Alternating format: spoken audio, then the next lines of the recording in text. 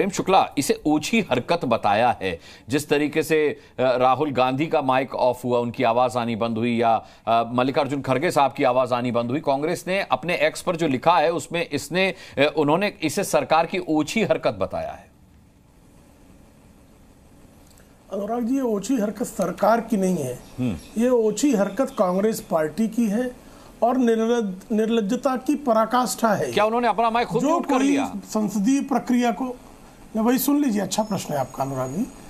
जो कोई संसदीय प्रक्रिया को जानता है, जिस किसी ने संसद में जो सदन के सदस्य रहे हैं या जिन लोगों ने संसदीय प्रक्रिया को पत्रकार के तौर पर कवर किया है, वो इस तथ्य को भली भांति जानते हैं कि संसद की जो माइक है उसका कंट्रोल पैनल न तो राज्यसभा के आदरणीय सभापति के पास होता है, न लोकसभा अध्यक्ष के पास होता है। ये लोकसभा सेक्रेटरीट, राज्यसभा सेक्रेटरीट के पास होता है। और जिसको अनुमति चेयर देता है बोलने के लिए, उसी का माइक ऑन होता है। जिसको चेयर अनुमति नहीं देता उसका माइक ऑन नहीं होता है। 0 आवर में 3 मिनट के लिए सदस्यों का माइक ऑन होता है, हर सदस्य का माइक 0 आवर में 3। और अगर आपने स्पेशल मेंशन किया तो 250 शब्दों तक मेंशन करने तक आपका माइक ऑन होता है। इसके अलावा माइक तब ऑन होगा जब आपको चेयर ने अनुमति दी हो। तो क्या श्रीमान राहुल गांधी को या श्रीमान मल्लिकार्जुन खड़गे को, श्रीमान राहुल गांधी विपक्ष के नेता है, श्रीमान मल्लिकार्जुन खड़गे राज्यसभा में विपक्ष के नेता, इन दोनों को क्या चेयर ने अनुमति दी थी? तो नहीं दी थी, तो माइक ऑन होने का प्रश्न ही नहीं पैदा होता।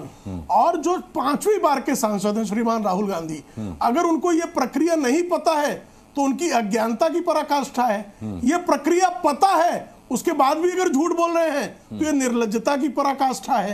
ये दोनों स्थितियां हैं। और ये जो मैं कह रहा हूं, ये आप पुष्ट कर सकते हैं। आपके जो संसद को रिपोर्ट करते होंगे जो पत्रकार, उनसे आप पूछ लीजिए, या जो संसद का जो सदन में सदस्य होगा, मैंने जो बात कही इसमें अगर कहीं तृण मात्र भी गलत हो तो आप मुझसे जो है इस पर जो है कह सकते हैं कि आप गलत कथ्य प्रस्तुत कर रहे हैं।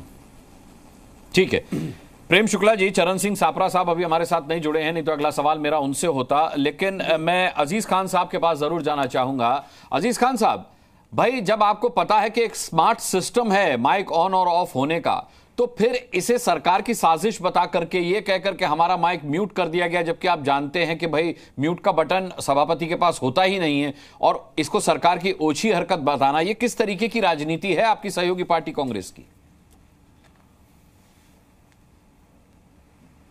देखिए अनुराग भाई, वो क्या कहते हैं कि लश्कर भी तुम्हारा है, सरदार तुम्हारा है, तुम झूठ को सच लिख दो, अखबार तुम्हारा है। देखिए सच्चाई क्या है, मुझे लग रहा है कि ये बताने की जरूरत नहीं। पिछले 10 साल में जिस तरह एक तरफा खेल हुआ है, जिस तरह विपक्ष का सम्मान नहीं किया गया, विपक्ष की आवाज को दबाया गया, और विपक्ष को हमेशा कटघरे में जवाब किसको देना होता है? जवाब सत्ता पक्ष देता है, लेकिन यहां जवाब किससे मांगा जाता है? विपक्ष से। अभी प्रेम शुक्ला जी कह रहे हैं कि साहब कानून है, तरीका है, तमाम तरीके की बातें। आज आप देखिए नीट पर सवाल खड़ा हुआ, आज नेता विपक्ष ने आवाज उठाया कि नीट पे डिस्कस होना चाहिए। आज नीट इतना बड़ा अहम इशू है, पूरे देश का बहुत बड़ा इशू है, लगातार पेपर आउट हुआ। यही सरकार है जो कह रही थी साहब पेपर आउट नहीं हुआ है। आज आप देखिए, अब यही सरकार कह रही है कि हम चर्चा के लिए तैयार हैं, यही सरकार कह रही है कि हम जवाब देने को तैयार हैं, फिर हंगामा है क्यों बरपा? सुनिए ना सर, अरे नहीं अनुराग भाई, अरे सर सुनिए ना, देखिए कंप्लीट करने दीजिए, इंपॉर्टेंट मामला है, बहुत अहम इशू है जी। केवल 24 लाख बच्चे नहीं है, उनसे जुड़ा परिवार भी है। हाँ। सुनिए ना सर, मैं क्या कह रहा हूं सर, सवाल यह है कि आप सीबीआई जांच करवा लो, आप दोषियों को सजा दे दो, सब कुछ ठीक है, लेकिन जिन बच्चों का नुकसान हो रहा है उनका क्या होगा? वो तो कोमा में चले गए, बच्चे डिस्टर्ब है पूरी तरह से ना।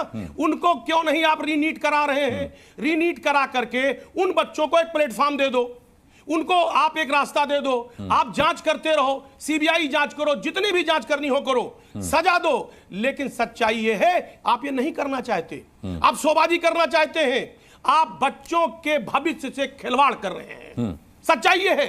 हम कह रहे हैं रीनीट क्यों नहीं करा रहे? वजह क्या है? वजह साफ है कि ये तानाशाही की सरकार है, और जब इंसान तानाशाह हो जाता है तो वो विपक्ष के साथ साथ जनता की आवाज को भी नहीं सुनता है। अच्छा। ये अनुराग भाई ठीक है, हम जानना चाहते हैं कि माननीय मंत्री जी लगातार कह रहे हैं कि साहब एडमिट कर रहा हूं, पेपर लीक हुआ, कहा ना गलती हुई है, तो उस गलती की सजा क्या बच्चा भुगतेगा? मैं जानना चाहता हूं। प्रधानमंत्री महोदय मौन है, क्यों मौन है? हकीकत है, क्यों मौन है? कौन जवाब देगा? भाई सरकार से ही तो जवाब मांग रहे थे आप। पहले तो आप कह रहे थे शिक्षा मंत्री को जवाब देना चाहिए, फिर शिक्षा मंत्री ने कहा मैं जवाब देने को तैयार हूं, फिर आपने कहा कि हम सरकार से चर्चा चाहते हैं, सरकार ने कहा कि हम चर्चा के लिए तैयार हैं, फिर अब ये तीसरा शिगुफा आ गया कि भाई माइक म्यूट कर दिए गए। प्रोफेसर संगीत रागी, मतलब कुल मिलाकर के अगर देखा जाए तो पहले विपक्ष का यह आरोप रहता था कि ईवीएम हैक है, अब ये नया आरोप है कि माइक भी हैक होने लगे हैं संसद में।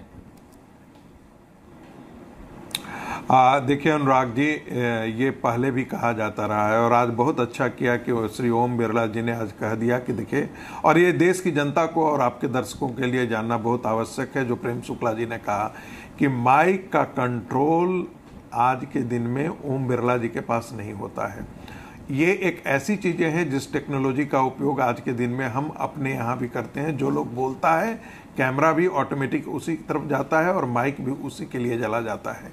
एक साथ 10 लोग यदि संसद में बोलेंगे तो 10 पर न माइक जाएगा और न ही कैमरा जा सकता है। तो इस चीज को राहुल गांधी को भी जानना चाहिए और ये इस प्रकार का आरोप अब अच्छा नहीं लगेगा, क्योंकि वो लीडर ऑफ अपोजिशन है और अब कैबिनेट मिनिस्टर के रैंक उनका है। दूसरी बात, नीट का मुद्दा बहुत वाकई संवेदनशील है और देश के करोड़ों ऐसे जनमानस हैं जिनको ये उद्वेलित कर रही होगी। लेकिन ये महत्वपूर्ण बात है कि सरकार ने जो काम किया है, ये कोई ऐसा नहीं है जो भारतीय जनता पार्टी की सरकार के कारण ऐसा हुआ है या भारतीय जनता पार्टी की असफलता है। ये इस देश की सामूहिक असफलता है जिसके लिए सारी सरकारें जिम्मेदार है। क्या झारखंड के अंदर झारखंड मुक्ति मोर्चा और कांग्रेस पार्टी की सरकार है, वहां लीक नहीं हुए? क्या राजस्थान के अंदर राजस्थान की सरकार की तब पेपर लीक नहीं हुए थे? क्या बिहार में जब लालू यादव की सरकार, अरे भाई एनटीए तो एनडीए ने बनाया ना, की सरकार, एनटीए तो आपने बनाया, एनटीए तो सरकार ने बनाया, 6 साल से अमल में आई है बॉडी। एक भी पेपर ठीक से नहीं करा पाई। कल देखिए छात्र गुस्सा होकर के वहां पहुंच गए प्रदर्शन करने के लिए। तो सबसे बड़ा सवाल तो आप ही पर उठेगा ना कि परीक्षा कराने के लिए अगर आप एक टेस्टिंग एजेंसी बना रहे हैं और वो टेस्टिंग एजेंसी अपना काम ठीक से नहीं कर रही है, तो आप इतिहास के हवाले क्यों दे रहे हैं? इतिहास के हवाले में तो एनटीए नहीं मिलेगा ना आपको सर। इसीलिए तो ये व्यवस्था की गई थी ना कि पेपर लीक ना हो, पेपर सुचारू रूप से हो। अनुराग, बिल्कुल अनुराग जी, मैं जो बात कहना चाहता था शायद अधूरी रह गया और हम दूसरी दिशा में चले गए। पूरी की। मेरा सिर्फ इतना ही कहना था कि देखिए, यदि सदन में आपको महत्वपूर्ण चर्चा करनी है तो आप राष्ट्रपति के अभिभाषण पर बोलने पर भी आप ये सारे मुद्दे उठा सकते थे, यदि वाकई आपकी इच्छा है कि इस पर बहस हो। और वाकई जितने भी सांसद थे विपक्ष के, कम से कम 15-20 लोग तो जरूर बोलते, 20 को कोई रोक तो नहीं रहा था, नीट पर वो जरूर बोल सकते थे। और प्रधानमंत्री के तरफ से भी जवाब आता, शिक्षा मंत्री के तरफ से भी जवाब आता जी। सरकार के और भी लोग थे जो बोलते, वो भी इसका जवाब देते, इस पर एक सार्थक बहस हो जाती। लेकिन सबसे महत्वपूर्ण बात है, चूंकि सबके हाथ इसमें डूबे हुए हैं, तो क्या वाकई इस पर सदन गंभीर चर्चा करना चाहती है? क्या विपक्ष राजनीति करना चाहती है या वाकई इसकी गंभीरता में जाकर के सबकी बातें करना चाहती है? मुझे जो ऐसा लग रहा था कि मुझे लगता है कि वाकई एक ऐसा दिन अलॉट होकर के और वाकई इस पर चर्चा होने की आवश्यकता है, क्योंकि ये हमारा कलेक्टिव फेलियर है। ये सही है कि नीट की मंशा बहुत अच्छी है, लेकिन नीट ही सारी चीजें ये धतकरम करवा रहा है ऐसा नहीं है। ठीक है। एक शिक्षा माफिया है जो झारखंड से, अरुणाचल से लेकर के देश के सारे कोने में व्याप्त है और सारी पार्टियों में उनका पेनिट्रेशन है। महत्वपूर्ण है कि कैसे इसके फन को कुचला जाए और इसके लिए बहुत अच्छा होता कि संसद समवेत स्वर से इस पर बात करती, न कि इस पर राजनीति करती। ठीक है।